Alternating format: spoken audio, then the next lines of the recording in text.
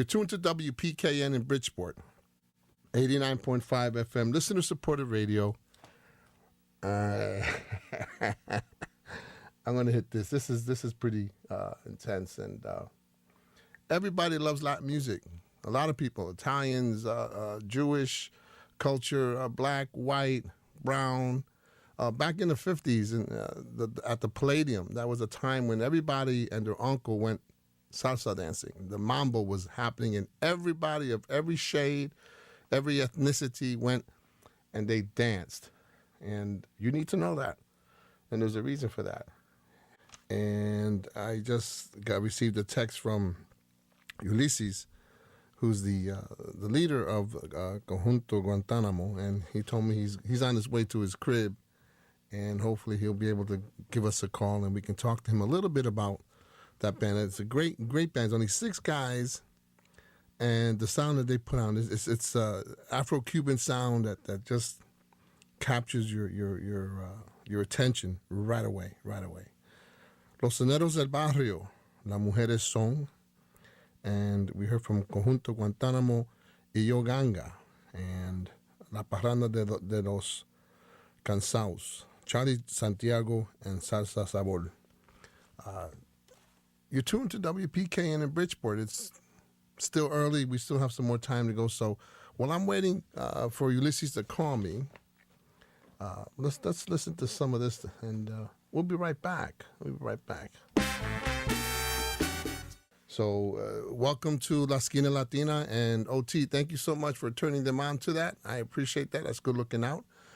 You can tune in anywhere around the world to La Esquina Latina right here on WPKN.org, and you can be part of this family that apparently continues to grow day after day after day.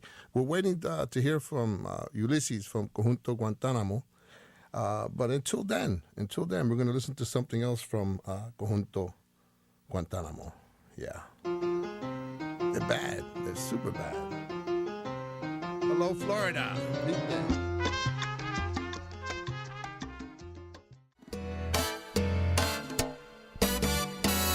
See, that's the kind of music that I'm talking about, the kind of music that I like. It's always in a minor key, and it has that slow funk.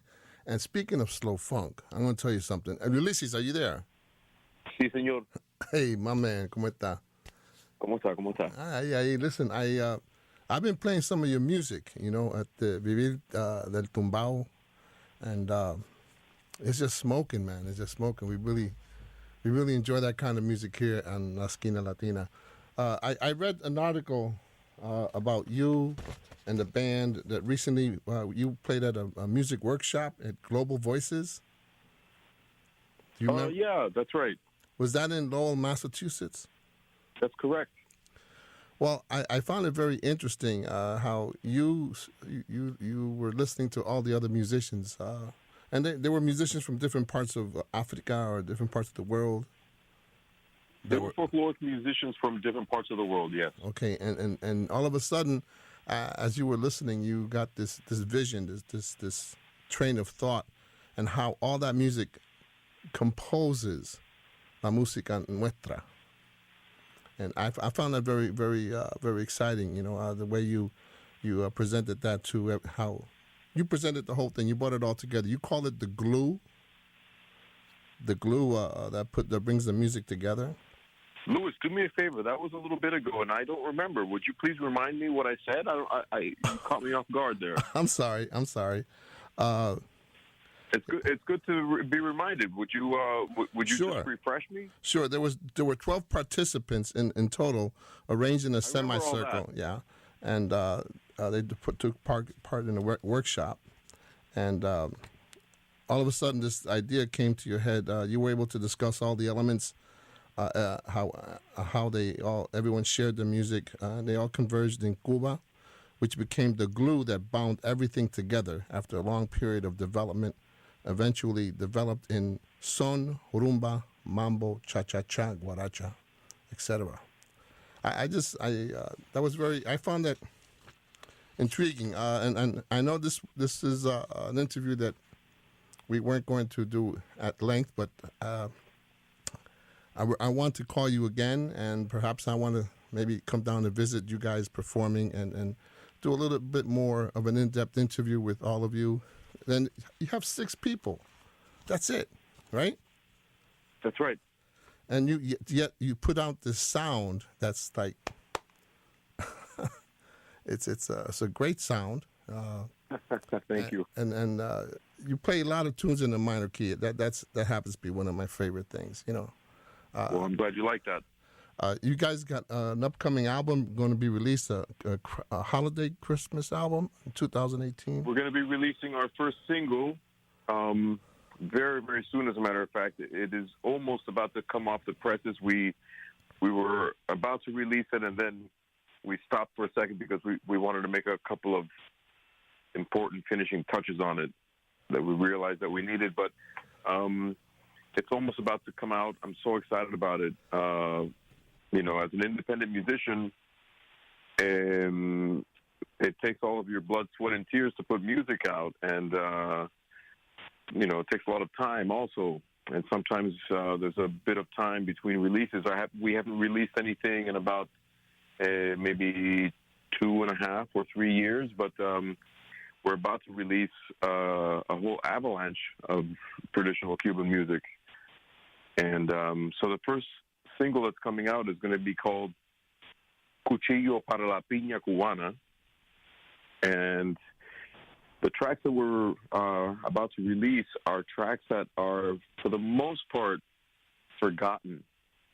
They're part of the Cuban songbook from anywhere from the 1920s to probably the 1970s or 80s. And the tracks are spectacular. And the original versions of these are basically so forgotten that even when I presented it to my musicians, or presented them, the different tracks to my musicians, most of the tracks had never been heard by any of them before. So recording this has also been a very nice learning experience in different ways for the different members. Is it that difficult to make a recording now these days as it was back in the 70s and 80s when you had all this payola and all this, everybody had their hands in the pot, so to speak? Do you find there are a lot of obstacles for bands like yourselves to record? To record? Yeah, to put out a CD. Well, I think that it's a two-edged blade, a two-edged sword these days. Because when I was coming up in the 70s and the 80s, and I started my own music collection, and I started in my own head collecting the musicians that I liked and learning about this musician, that band, that release, that album. Back then, you had to be with a record label or, forget about it. And it was, there were a few independent musicians just coming out, probably in New York City and London. And actually a lot of them were in the genre of punk rock, because the punks were into just taking matters into their own hands and not following the normal methods to doing anything. So there were a lot of very early bands in New York and London back then that were releasing their own music, and they were mavericks. And now, these days, the reason I say it's a double-edged blade, back then it was difficult to get yourself out there. Now it's a lot easier to get yourself out there because we have YouTube and Facebook and, of course, all the other social media things, Twitter, Instagram, et cetera, but everybody is faced with so much new information that it's really hard to get to be the first person in line for them to see. So, but it's a good thing. It's a good time to be an independent musician, because with these tools, if you really work it, you can reach a lot of people and you can grow your own fan base without a middleman, which would have been a record label. So pretty much every band, every musician needs to be very aware and have a social media and an understanding of how it works. Absolutely. Listen, and you'll excuse me because I can't remember the gentleman's name, but he's the head of Sony Records in London, and there's a YouTube interview on him, and that's the first thing he says before even he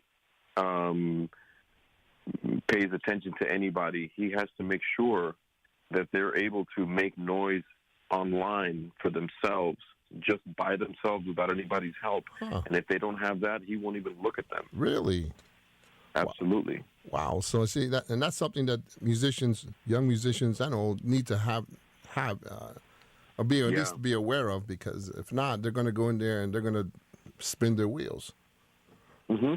Wow. Unbelievable. They're going to spin their wheels in thin air. It's not going to reach the ground. Well, they're not going to get traction. I'm so glad that's a good metaphor. I'm so glad that you mentioned that, because there are a lot of people listening right now, a lot of musicians who I can guarantee are writing this down. They're writing this down because that's oh my God, free information. I mean, that's gold. What you just said was gold. That's money. That's a paycheck right there, bro. Listen, it's not my opinion. This is a fact. This is a fact. Yeah, but absolutely, it's a fact. How many people hear that? And you know, if there are 100,000 musicians listening to your show right now, you know, if they play the gamble of sitting there waiting for somebody to discover you, and it's not going to happen. How many do you think of those would actually get discovered? 1, 2, 10? Wow. It's a very small percentage. It doesn't really happen. It didn't happen before that much, and it happens a lot less even today. What's one of the tunes that, above every other tune, and I'm sure you have many, the one tune that is your all-time favorite of Conjunto Guantánamo? Mary Had a Little Lamb. Oh, wait a second. No, that's another one. My favorite of... Okay, listen, I'll tell you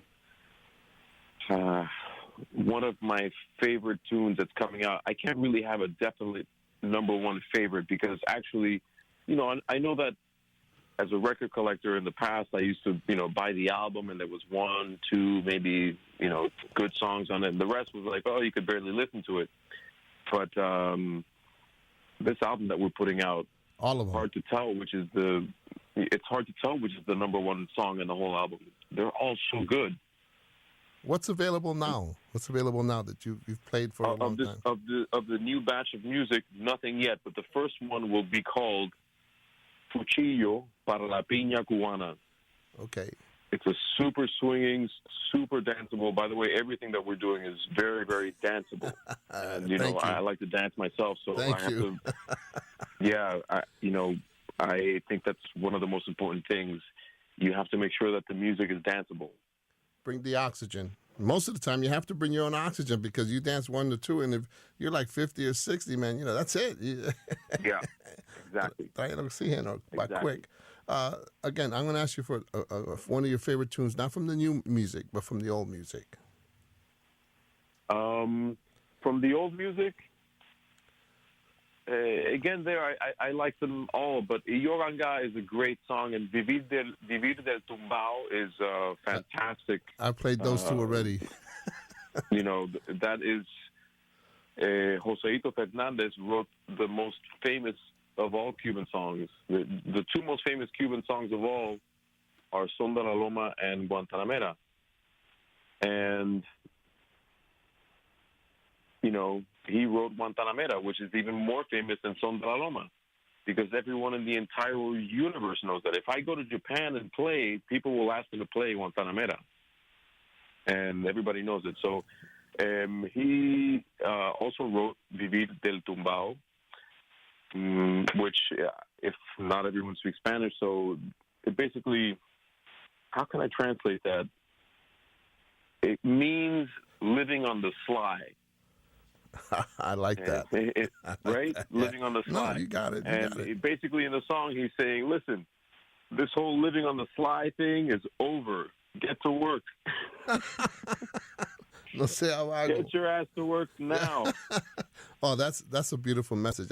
I've played that song already, and as soon as we finish here, I'm going to play it again because I liked it. I mean, it's I love the message, and I couldn't think of a better message for the young people, especialmente the young people, that they got to get out there and they got to do something. One thing that my father taught me: trabajar. Get up, put on your clothes and go out there. If you don't have a job, keep searching. Go out there every single day until you get it. And, education. I got to tell you, if you don't have a job, create your own job. You know? Interesting. Good words, bro. Good words, Ulises. Thank you very much. I won't keep any longer, but I'm gonna start playing this song because I wanted to start rocking the house early, man. Great sound. Thank you so much for calling, and I'll be coming down there. I want to talk to you, and I want to talk to the guys and get a little bit more in-depth interview. And I got all that information. I have a whole bunch of stuff to read, and I'll be asking a lot more questions. Thank you so much. It's so nice to meet you, and I'm so glad that you like the music and that you're interested in it, and you're letting people know about it. I really appreciate it, Louis. My pleasure, bro. Cuídate. Cuídate. Muchas gracias. Muchache. Peace. Que la pases bien. H e iré. Ajá.